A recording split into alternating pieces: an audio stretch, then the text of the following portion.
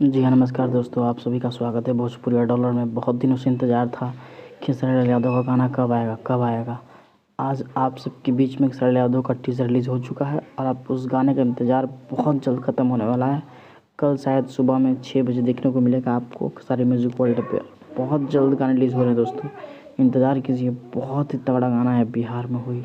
इसके टीज़र से आप लोग तहलका मचा दिए हैं दोस्तों, पूरा ट्रेंड कर रहा है यूट्यूब के म्यूजिक सेक्शन में पूरा ट्रेंड कर रहा है तीसरे नंबर पे। शायद अब 1 या 2 पे चला गया होगा, लेकिन बहुत ही बवाल और अच्छे गाने हैं बिहार में। जब पूरा गाना सुनिएगा ना, सच में मज़ा आ जाएगा दोस्त आपको। इतना बवाल गाना है, एक बार सुनिएगा ज़रूर आप इस गाने को। बिहार में इस गाने को इतना प्यार दीजिए ना कि इतने दिन से भूखा शेर कैसा होता है ना, और कितनी चाहत है सुनने की गाने खेसारी यादव की। ये आप पावर दिखाइए और पावर दिखाना होगा दोस्तों, क्योंकि खेसारी यादव गाना लगातार इसलिए आएंगे क्योंकि आप सुनेंगे उसको। वीडियो देखने के लिए बहुत बहुत धन्यवाद। अच्छा लगा तो लाइक सब्सक्राइब कीजिएगा।